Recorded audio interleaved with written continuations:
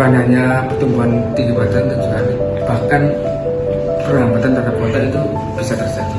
Itu dinamakan stunting. Bagaimana cara kita pemuda-pemuda itu bisa mencegah dan mengatasi stunting? Kegiatan apa yang harus kita lakukan sebagai mahasiswa? Kita tahu awal sebuah perubahan itu bisa kita lakukan sendiri di lingkungan sekitar kita. Cegah stunting untuk generasi selanjutnya. Assalamualaikum warahmatullahi wabarakatuh. Hari ini kita akan membahas tentang kesehatan masyarakat yang sekarang banyak dibicarain, yaitu stunting. Di sini kita akan membahasnya dengan narasumber kita yang berasal dari Unmu, jurusan kebidanan. Halo Kak. Iya. Boleh kenalan dulu nih, siapa namanya? Halo, nama aku Azalia Nurdiva Putri, biasa dipanggil Diva, dari mahasiswa kebidanan semester 4. Oke, kita mulai ngobrol-ngobrol soal stunting ya Kak. Boleh. Menurut Kakak apa sih stunting itu? Oke, stunting ya. Stunting ini kan banyak ya di Indonesia ya. Stunting ini itu bisa diartikan dalam kegagalan tumbuh kembang pada anak. Itu dari 1000 hari pertama. Itu 1000 hari pertama itu dari awal kehamilan atau pembentukan sampai anak itu umur 2 tahun. Itu karena gizi itu sendiri. Serius juga ya? Iya. Emang kenapa sih stunting itu jadi penting untuk kita? Kenapa penting ya? Karena tidak hanya stunting ini tidak hanya memang kan orang tuh biasanya tinggi badannya kurang gitu kan biasanya. Padahal memang bukan tinggi badannya saja yang kurang, tetapi kecenderungan pemikirannya juga biasanya terhambat karena itu tadi keterlambatan tumbuh kembangnya gitu. Iya juga ya. Nah, sebagai mahasiswa jurusan kebidanan ini, Kakak punya peran apa sih buat bantu cegah stunting ini?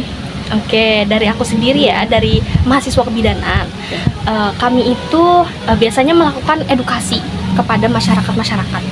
Biasanya itu di Unmu ya, di Unmu itu ada namanya programnya itu peduli stunting. Itu peduli stunting itu dilaksanakan itu collab sama BKKBN. Jadi kami itu terjun ke sebuah desa yang udah memang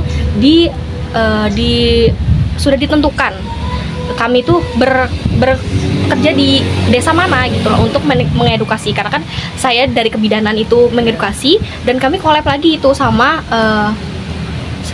program studi yang lainnya seperti gizi kan memang kan stunting ini tentang gizinya, jadi kami juga perlu berkolaborasi dengan program studi gizi juga gitu.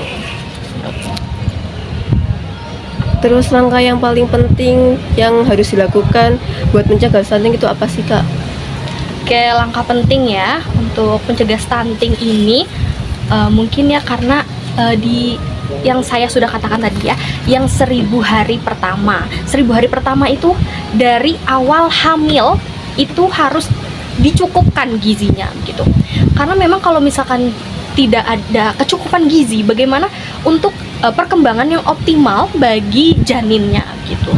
Jadi kan memang harus dioptimalkan di situ tadi sampai ke 2 tahun. Ada yang namanya ASI eksklusif ya, itu sampai di 6 bulan agar pertumbuhan dan perkembangan anak itu sangat bagus, karena di 1000 hari pertama sampai di 2 tahun itu ada namanya masa keemasan atau golden age gitu.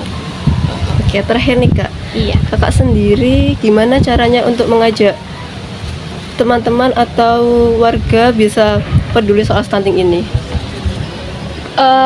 Biasanya ya mengajak teman sebaya saya ya. Iya.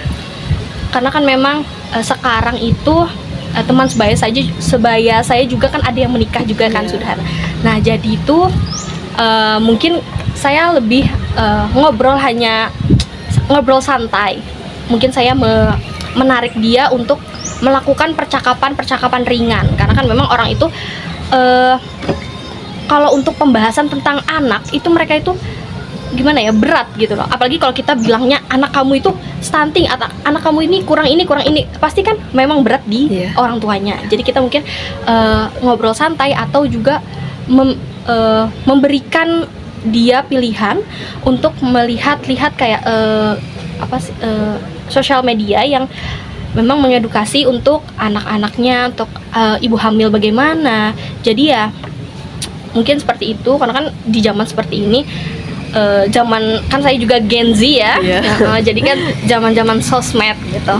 Oke, terima kasih Oke, ya Kak iya. atas wawancara hari ini.